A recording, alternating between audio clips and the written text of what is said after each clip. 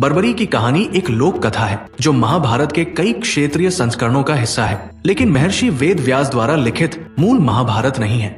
स्कंद पुराण के अनुसार बर्बरीक भीम का पौत्र और घटोत्कच का पुत्र था और मौरवी दैत्य मूर की पुत्री थी। वो अर्जुन, कर्ण, भीष्म, द्रोणाचार्य और कुरुक्षेत्र युद्ध के कई अन्य योद्धाओं की संयुक्त शक्ति से अधिक शक्तिशाली था। अपनी मां से युद्ध कला सीखने के बाद बर्बरीक को स्वयं भगवान शिव द्वारा दिए गए 3 दिव्य अचूक तीर भी प्राप्त हुए थे। ऐसा कहा जाता है कि बर्बरीक इतना शक्तिशाली था कि उसके अनुसार यदि वो अकेले ही युद्ध करता तो महाभारत का युद्ध 1 मिनट में समाप्त हो सकता था। महाभारत युद्ध शुरू होने से पहले भगवान कृष्ण ने सभी योद्धाओं से पूछा कि अकेले महाभारत युद्ध को समाप्त करने में कितने दिन लगेंगे। भीष्म ने उत्तर दिया कि युद्ध समाप्त करने में उन्हें 20 दिन लगेंगे।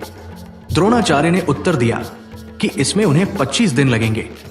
जब कर्ण से पूछा गया तो उसने कहा कि उसे 24 दिन लगेंगे। अर्जुन ने कृष्ण से कहा कि अकेले युद्ध पूरा करने में उन्हें 28 दिन लगेंगे।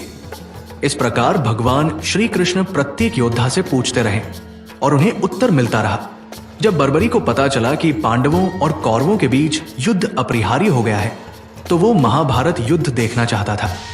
उनकी मां उन्हें युद्ध देखने के लिए जाने देने के लिए तैयार हो गई, लेकिन जाने से पहले उन्होंने उनसे पूछा कि अगर उन्हें युद्ध में भाग लेने की इच्छा महसूस हुई तो वे किस पक्ष में शामिल होंगे।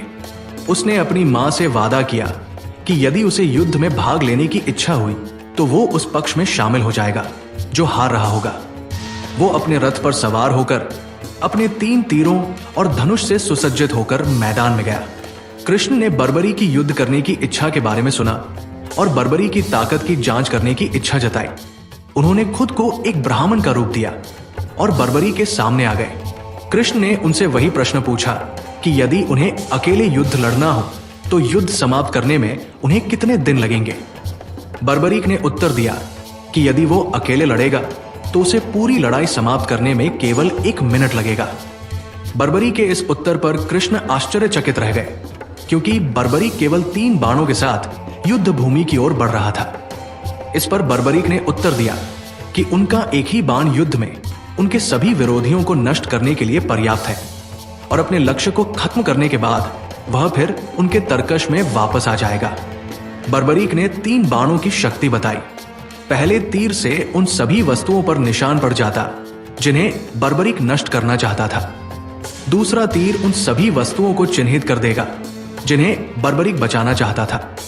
तीसरा तीर पहले तीर द्वारा चिन्हित सभी वस्तुओं को नष्ट कर देगा या दूसरे तीर द्वारा चिन्हित नहीं की गई सभी वस्तुओं को नष्ट कर देगा। कृष्ण ने इसका परीक्षण करने के लिए उत्सुक होकर बर्बरीक को अपने एक तीर का उपयोग करके उस पेड़ की सभी पत्तियों को बांधने के लिए कहा जिसके नीचे वो खड़ा था। बर्बरीक ने चुनौती स्वीकार कर ली और आंखें बंद करके तीर छोड़ने की तपस्या करने लगे। जैसे ही बर्बरीक ध्यान करने लगा, कृष्ण ने चुपचाप पेड़ से एक पत्ता तोड़ लिया और उसे बर्बरीक को बताए बिना अपने पैर के नीचे छिपा लिया। जब बर्बरीक ने अपना पहला बाण छोड़ा, उसने पेड़ की सभी पत्तियों को चिन्हित कर लिया और अंत में कृष्ण के पैर के चारों ओर मंडराने लगा। इसके द्वारा कृष्ण ने निष्कर्ष निकाला कि तीर इतने शक्तिशाली और अचूक थे कि भले ही बर्बरीक को अपने दुश्मनों के ठिकाने के बारे में पता ना हो, फिर भी उनके तीर उनके इच्छित लक्ष्य को खोज लेंगे।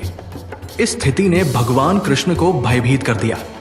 उन्हें यह भी एहसास हुआ कि यदि वास्तविक युद्ध के मैदान में कृष्ण पांडवों को बर्बरीक के हमले से बचाने के लिए उन्हें अलग करना चाहते हैं तो वो ऐसा नहीं कर पाएंगे, क्योंकि बर्बरीक की जानकारी के बिना भी तीर आगे बढ़ जाएगा और लक्ष्य को नष्ट कर देगा।